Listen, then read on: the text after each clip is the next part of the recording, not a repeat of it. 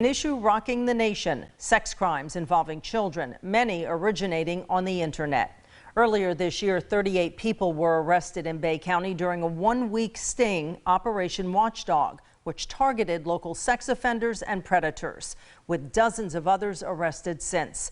As News 13's Erica Orstad reports, law enforcement agencies across the community say the internet has changed the meaning of stranger danger, since many offenders don't seem to be strangers at all. These type of crimes happen every day.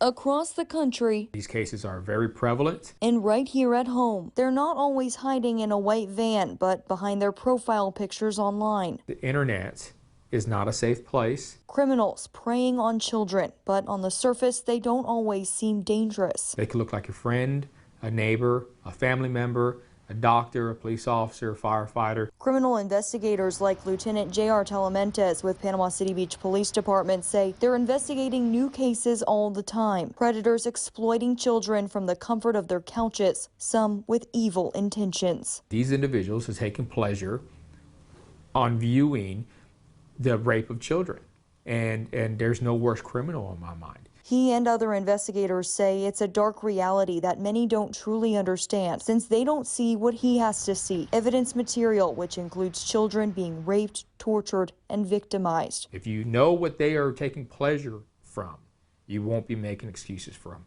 They're monsters, and we're going to treat them like that, meaning we're going to find you and we're going to put you in jail. Across the bridge at the Bay County Sheriff's Office, Lieutenant Jeremy Mathis says the same thing. When you meet these kids and you see the nothingness in their eyes, that's when you derive that passion from it. He's worked with Talamantes on multiple cases like this in the community, and he says catching these types of criminals is a priority among local agencies. It's not something that gets swept under the rug. It's not something that we don't look into. It's a very, very important component of our job. They do this oftentimes by posing as kids online, pretending to be a child to lure a predator to their arrest. That's given them insight into the minds of the perpetrators. So many of these guys online are a totally different person than they are offline. They will say all the right things at all the right time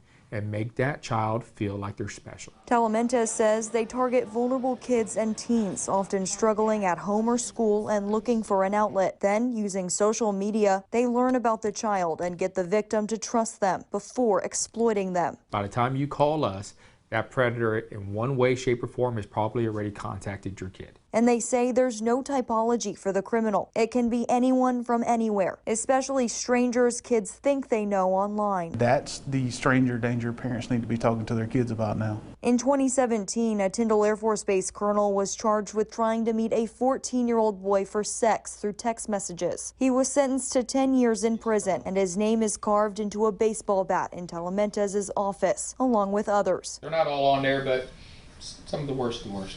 The lieutenant says he started doing that as a way to reflect on the successful arrests while the difficult work continues daily. He and Mathis say parents need to be paying close attention to their kids' phones and social media and having serious conversations about the dangers of the internet. That discussion does not need to be sugar-coated. It needs to be very open and very honest about what's happening. Simply being more aware of the danger and taking proactive steps to avoid it could save a child from becoming the next victim. In Panama City, Erica Orstad, News 13, Panhandle Strong.